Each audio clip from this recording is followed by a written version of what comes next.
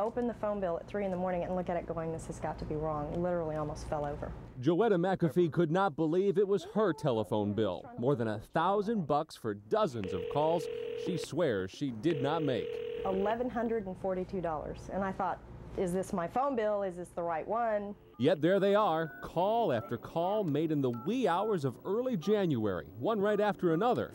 As if a $1,000 phone bill wasn't enough of a hang-up for Joetta McAfee, it was the destination for all of these calls that really threw her.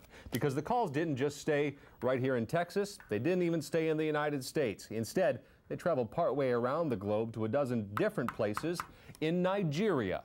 44 calls in all to Nigeria, 2 to Great Britain. Who do you know in Great Britain and Nigeria? Not a soul.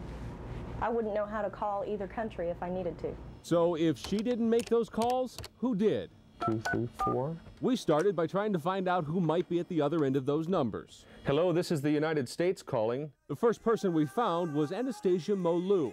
She lives on the Nigerian coast in the city of Lagos, and while no one there knows who Joetta McAfee is, they say they do get regular calls from the United States. You have a friend in Texas? Yes. Where in Texas is your friend? Houston. Houston. So you have a friend in Houston, Texas. Though we tried but could not find that Houston friend, it all sounded like a strange coincidence to us. But when Joetta McAfee called Southwestern Bell to complain, she says all she got was a warning to pay up. What I told her was, this is crazy.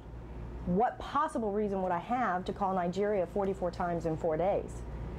And she said they'd investigate it, and I never heard back from her. When we called Southwestern Bell, they agreed to look a little harder. She's here on green. That's where our line's working. It's temporarily disconnected. The phone company started by sending a technician to Joetta's apartment to look for evidence that someone might be tapping her line.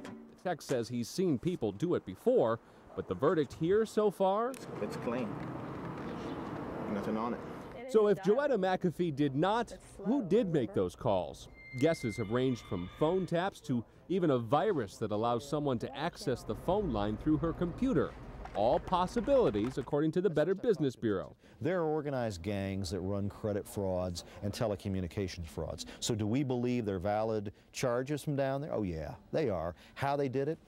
I can't answer the scam du jour of how they were able to pull it off. Southwestern Bell has not been able to answer that question either, but the company at least says it is increasingly confident that Joetta McAfee is not responsible, especially since her long-distance bills rarely exceed a few bucks a month, much less 1,000.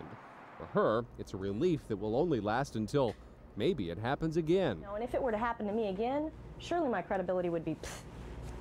But if I can't figure out how it happened, how can you prevent it? Hello? Hello?